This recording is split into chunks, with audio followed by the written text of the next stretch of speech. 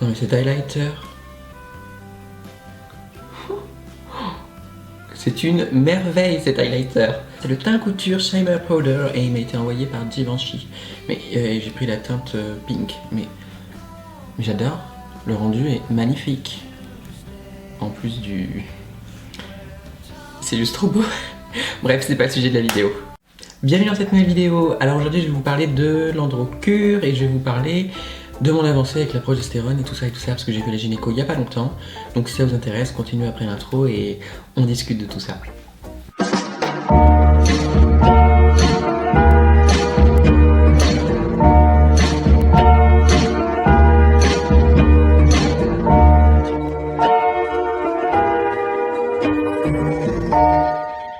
Bon alors comme d'hab, j'ai fait quelques petites notes, des petites anti-sèches. Donc pour vous parler, vous savez que quand j'ai pris la progestérone, c'était pour baisser la testo et pour éviter de prendre de l'androcure.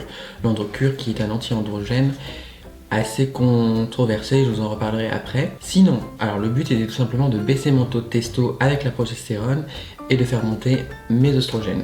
Alors, mon taux de testo aujourd'hui est à 0,9. Donc il y a eu une petite augmentation par rapport à la dernière fois. De ce fait, j'ai la progestérone qui m'a été prescrite en dose un peu plus forte, doublement plus forte. Je dois attendre 3 mois et on va voir ce que ça va donner, si ça va faire baisser le taux de testo. Sachant que je suis à 0,9, à partir de 1, on peut estimer que ça masculinise. Mais aujourd'hui, quand je me regarde dans le miroir, je me dis, ça va, c'est pas non plus... c'est pas la catastrophe, donc il faut pas non plus se focus sur le chiffre, il faut aussi se focuser sur comment vous vous sentez, qu'est-ce que vous voyez dans le miroir et surtout sur votre ressenti. Ensuite au niveau du taux d'œstrogène, je suis à 112 mg, donc 112 c'est très bien, mais il faudrait que j'essaie de me rapprocher plus vers 140, vers 150. Donc voilà, c'est pour ça qu'on a augmenté la dose de progestérone et en espérant que ça fasse monter les oestrogènes. Mais en tout cas, ça marche très bien.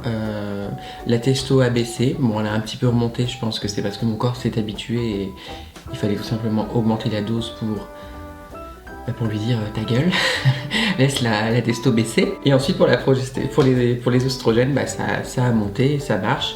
Et je revois la gynéco dans 3 mois, je vous en reparlerai, je vous dirai comment ça se passe. Mais après, je trouve que physiquement et esthétiquement, il y a eu un changement, je me trouve plus féminine. Mais voilà, il faut pas se focuser sur les chiffres, bien qu'on a tendance à vouloir...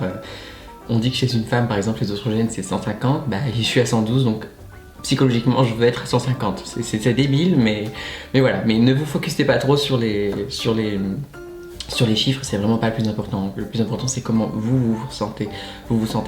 Et moi je me sens bien en ce moment, donc je me focus pas trop sur les chiffres.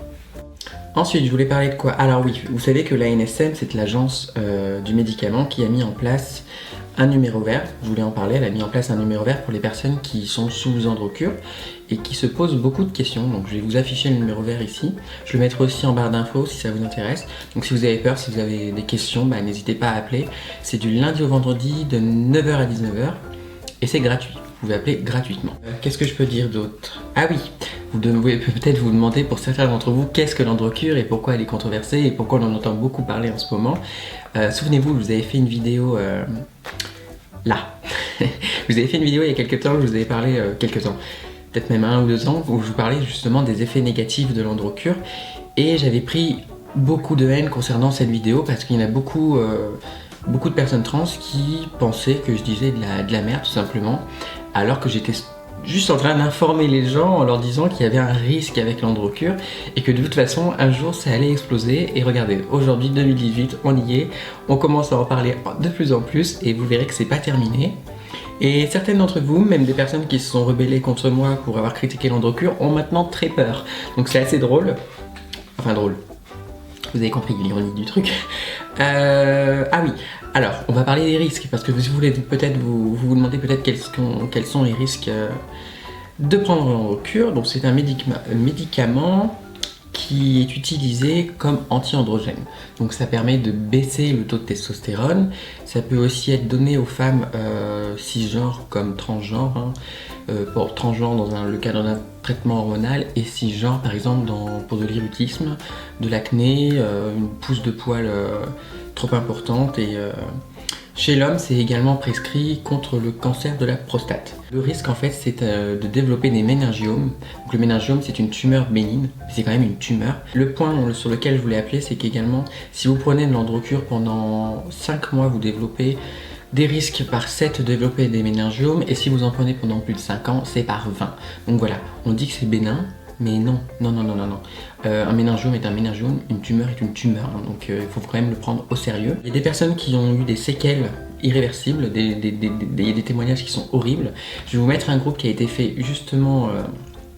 je sais même pas si je vais mettre l'URL ici, je vais la mettre peut-être en barre d'infos, où il y a des personnes justement qui témoignent des effets dévastateurs de l'Androcur sur eux, et c'est quand même important de lire ce genre de témoignages.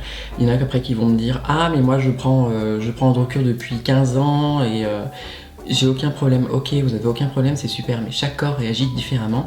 Et il faut pas oublier que l'Androcur à la base c'est un produit qui doit être prescrit le moins longtemps possible et à la plus petite dose possible. Il y a l'ANASM d'ailleurs qui a souligné le fait que les praticiens devaient maintenant obligatoirement dire aux personnes, c'est-à-dire si le docteur vous prescrit Androcur, il est obligé de vous dire qu'il y a des risques de méningiome, tout simplement. S'il ne le fait pas, c'est qu'il n'est pas informé ou qu'il n'en a rien à foutre.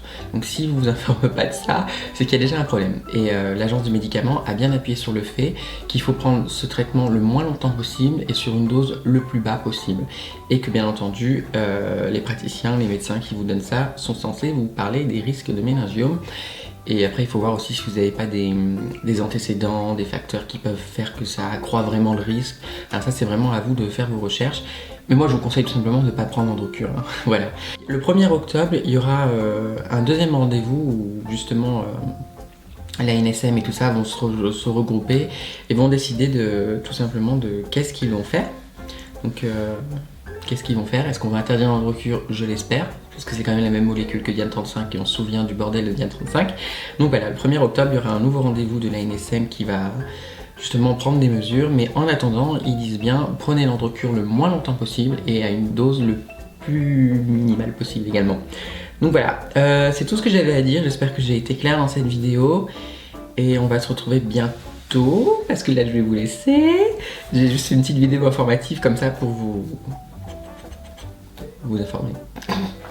Voilà, c'est tout pour cette vidéo. Ne vous inquiétez pas pour mon traitement, il se passe très bien, je suis super contente, il faut de la patience, j'ai la patience. Et puis voilà, de toute façon j'ai pas le choix, hein. C'est une transition, il faut être patient, transition médicale ou sociale ou peu importe. Donc voilà, sur ce je vais vous laisser, je vous fais de gros bisous, je vous aime beaucoup et merci de vous abonner de plus en plus. Voilà, à la prochaine. Faut regarder la caméra. Bye.